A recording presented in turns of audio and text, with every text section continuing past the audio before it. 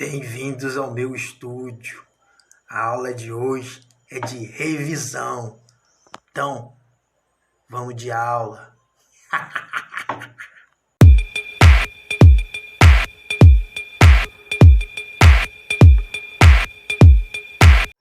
Salve, salve, meus lindos e minhas lindas! Tudo bem com vocês? Aqui é o professor Eduardo Paiva e vamos de aula hoje, revisão, como já disse antes da vinheta, né?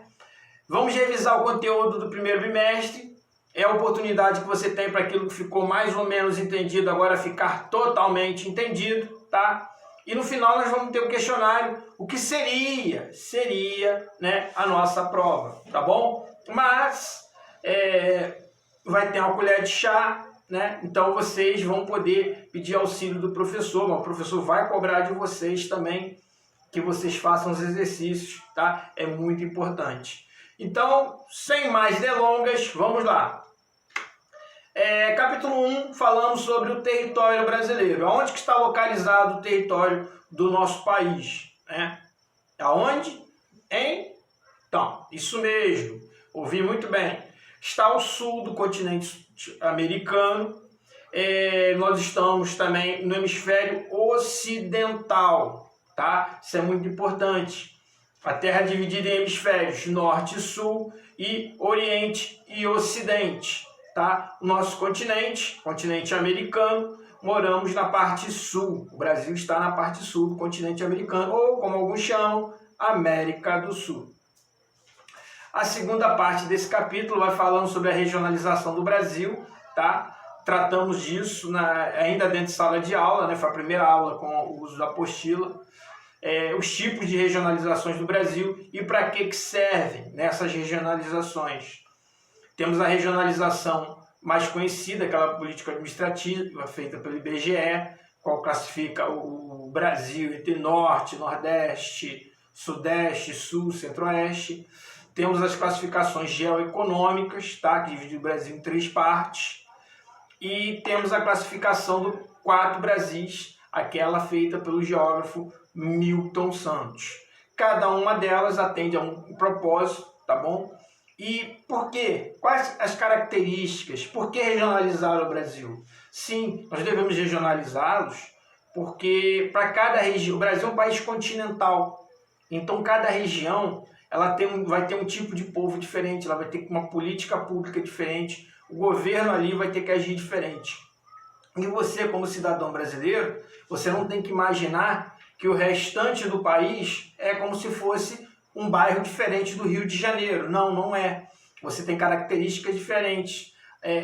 Falamos o mesmo idioma, que é algo quase que incrível. Poucos países no mundo do tamanho do nosso, né? Muitos países bem menores que o nosso falam outro idioma. Mas nós temos regionalidades, nós temos o que nós chamamos de sotaque. Tudo isso são diferenças regionais, tá?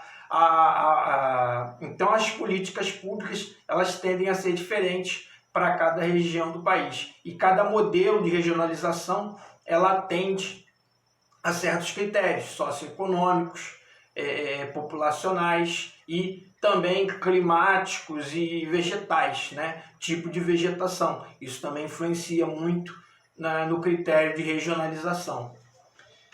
Partindo para o capítulo 2, onde nós falamos do relevo brasileiro, tá? O relevo são o formato, vamos dizer assim, é o formato, né, do nosso território. Então nós temos porções mais altas, temos porções do território que são mais baixas, temos porções do território que são desniveladas, né? Então esse capítulo trata, nós temos dos planaltos, as depressões.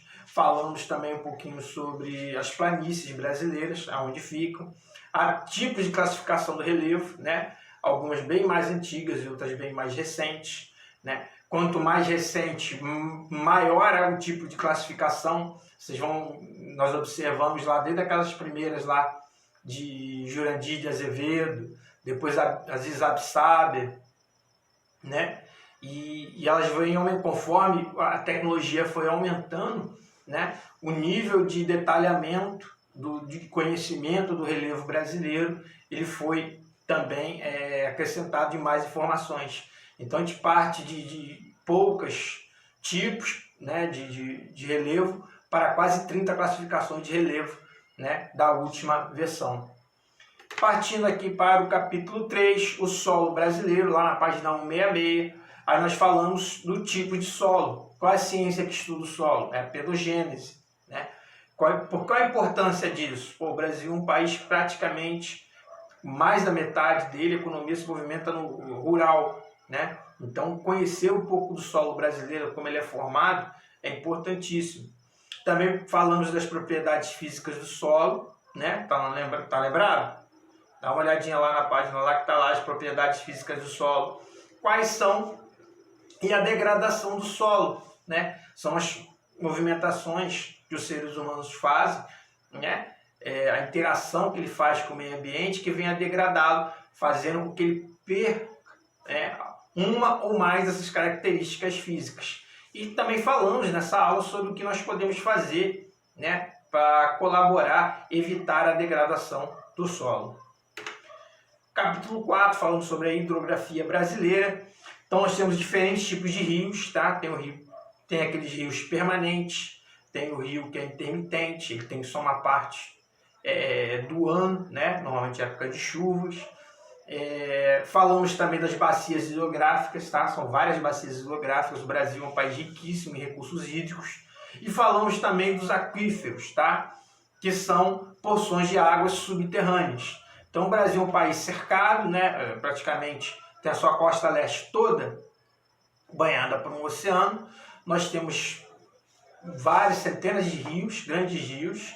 Temos algumas dezenas de bacias hidrográficas importantíssimas, tá? Que faz do Brasil um dos países mais bem supridos de água doce. E nós ainda temos os aquíferos, que são depósitos de água subterrânea, tá? E finalizando, né? Penúltimo capítulo, climas do Brasil. Nós falamos aí sobre os climas, né? Então o clima, quanto mais próximo da região do meio do planeta ali, né? Aquela região equatorial, normalmente é mais quente. Quanto mais afastado da zona equatorial, ele vai perdendo temperatura, né?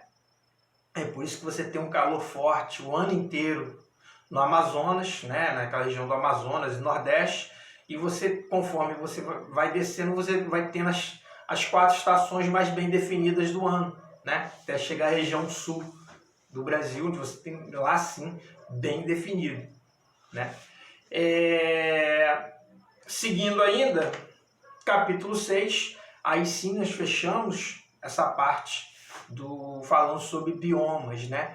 Ou seja, os tipos de vegetações, as características vegetais de cada uma das regiões do Brasil também que influenciadas pelo clima e que também influenciam o clima, tá bom? Então nós temos aí o bioma Amazônia, bioma Caatinga, bioma Cerrado, bioma Mata Atlântica, bioma Pantanal, bioma Pampa, tá? Cada um com suas características que fazem do nosso país continental ser quase que uma coxa de retalho com quase todos os cantos do mundo. Temos quase todos os tipos de vegetações e uma maior biodiversidade do planeta. Tá bom, gente? E assim nós terminamos aqui esse vídeo de hoje, né? Mas eu tô aqui do outro lado da telinha, esperando sua chamada, sua ligação, sua mensagem. Daqui a pouco a gente vai fazer a correção dos exercícios que eu tô deixando nos slides pela videochamada. E quem não conseguiu fazer, para a gente fazer pelo Zoom, né? A correção, depois eu vou deixar o gabarito para vocês, tá bom? Grande abraço, grande beijo. Espero que logo, logo a gente possa se ver aí sim, fisicamente, né? E aprender cada vez mais, matar essa saudade. Até já, gente!